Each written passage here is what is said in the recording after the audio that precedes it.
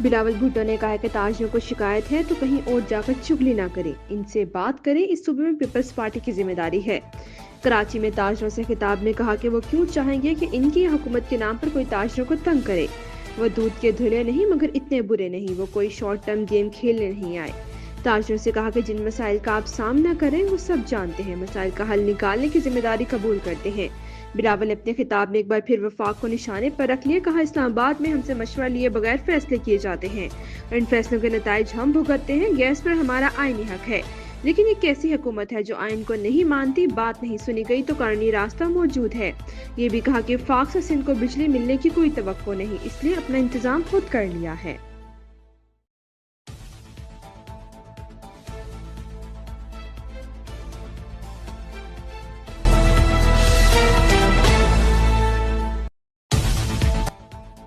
حکومت اور P T I مذاکرات کی گاڑی پٹری سے اتر گئی، تحریک انصاف کی ٹیم مذاکرات کے لیے نہیں پہنچی۔ وزیر اعظم کی سیاسی مشیر اور حکومتی مذاکراتی کمیٹی کے رکن رانا ثناء اللہ نے کہا ہے کہ اگر ہمارے پاس کچھ نہیں ہے تو بانی پی ٹی آئی وہاں بات کریں جہاں وہ سمجھتے ہیں کہ سارا کچھ ہے۔ گفتگو کرتے ہوئے رانا ثناء اللہ نے کہا کہ سیاسی معاملات پر اگر بات ہونی ہے تو اسی دروازے سے ہونی ہے جس سے یہ بھاگے ہیں۔ اگر انہوں نے سڑک پر مسئلے کو حل کرنا ہے تو سڑک پر پہلے بھی 3 مرتبہ آ چکے ہیں، چوتھی مرتبہ بھی آنا چاہتے ہیں تو آ جائیں۔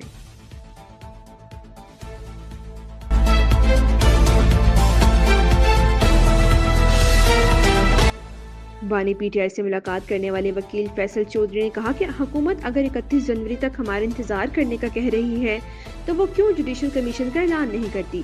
وہ آگے آئیں اور کوئی سی بی ایم تو کریں۔ جو لوگ مذاکراتی کمیٹی کے بانی پی ٹی آئی سے ملاقات نہیں کروا سکے ان سے پارلیمانی کمیٹی کے حوالے سے کیا ایجنڈا پیش کر رہے ہیں۔ گفتگو میں یہ بھی کہا کہ پی ٹی آئی میں آنے والی نئی قیادت درینہ نظریاتی ہے جنہیں پارٹی ورکرز اون کرتے ہیں۔ پارٹی کو دوبارہ کھڑا کرنے کے لیے قیادت میں تبدیلی کی گئی ہے۔ پرانی قیادت کے حوالے سے جنید اقرب کے ساتھ اتفاق کرتا ہوں کہ وہ ہومیوپیتھک تھی۔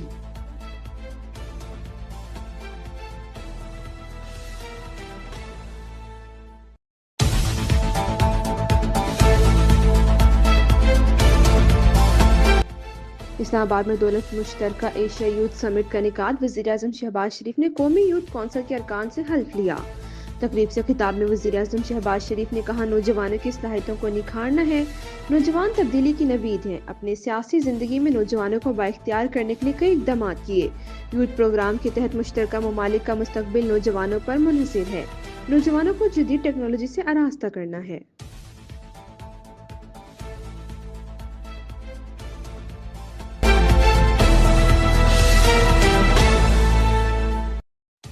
اگلے 10 سے 12 سال میں بلوچستان پاکستان کا سب سے امیر صوبہ ہوگا۔ وفاقی وزیر منصوبہ بندی احسن اقبال کی لندن میں گفتگو، کہا پاکستان میں اربوں ڈالرز کے ذخائر ہیں، بلوچستان میں تانبے کے ذخائر نکالنے کے لیے کام ہو رہا ہے۔ چینی کمپنیاں بلوچستان سے ذخائر نکالنے میں دلچسپی لے رہی ہیں۔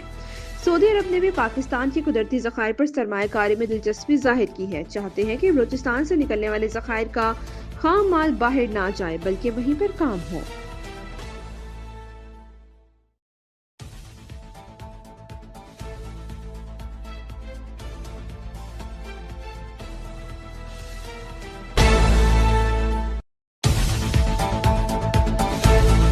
آج خیبر پختونخوا، گلگت بلتستان، کشمیر اور خطہ پوٹوہار میں بارش اور پہاڑوں پر برف باری کا امکان ہے۔ محکمہ موسمیات کے مطابق گزشتہ 24 گھنٹوں کے دوران سکردو میں کم از کم درجہ حرارت -10 ڈگری سینٹی گریڈ ریکارڈ کیا گیا۔ ہنزا -6، کوئٹہ -3، اسلام آباد 1، پشاور مظفر آباد میں 12 ڈگری سینٹی گریڈ ریکارڈ کیا گیا۔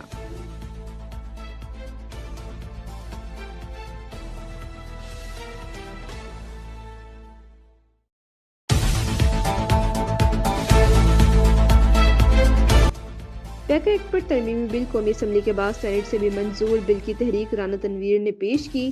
اپوزیشن کی ہنگامہ آرائی اور احتجاج، صحافیوں کا پریس گیلری سے walkout. Opposition leader Shibli Faraz نے کہا کہ پیکا کا مقصد ایک سیاسی جماعت کو ٹارگٹ کرنا ہے۔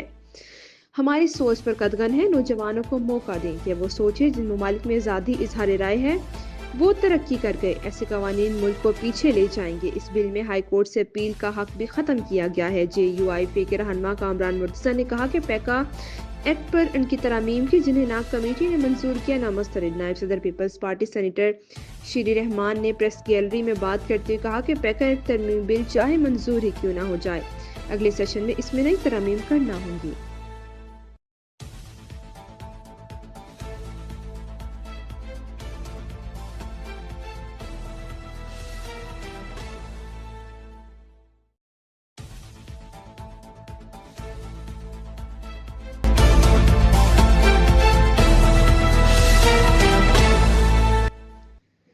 کراچی سے خیبر تک صحافی سڑکوں پر نکل آیا، اپنا احتجاج ریکارڈ کرایا، پیکا ایکٹ کو کالا قانون قرار دے دیا، کسی صورت قبول نہ کرنے کا اعلان کر دیا۔ اسلام آباد میں پی ایف یو جے کا زنجیریں پہن کر مظاہرہ، صحافیوں کا ڈی چوک میں دھرنا، پولیس کی پی ایف یو جے کے صدر افضل بٹ کو حراست میں لینے کی کوشش۔ ان کو اندازہ ہی نہیں کہ وہ کیا کھیل کھیلنے جا رہے ہیں، کسی کو آزادی صحافت پر حملے کی اجازت نہیں دیں گے۔ کراچی پریس کلب کے باہر بھی صحافیوں کا احتجاج، کہا صحافت کے حد کو کچھ ریاست کے عناصر اپنے قابو میں رکھنا چاہتے ہیں، حکومت کو پیغام دینا چاہتے ہیں کہ ایسا نہیں چلے گا۔ احتجاج میں سول سوسائٹی کے کارکنوں اور وکلاء کی بھی شرکت۔ لاہور میں ہونے والے احتجاج میں صدر لاہور پریس کلب ارشد انصاری نے کہا کہ ہم چپ ہو کر بیٹھنے والے نہیں، اپنی آواز بلند کرتے رہیں گے، قومی اور صوبائی اسمبلیوں کا بائیکاٹ کریں گے، عدالتوں کا دروازہ بھی کھٹکھٹائیں گے۔ احتجاج میں پی ٹی آئی اور جماعت اسلامی کے رہنماؤں کی بھی شرکت۔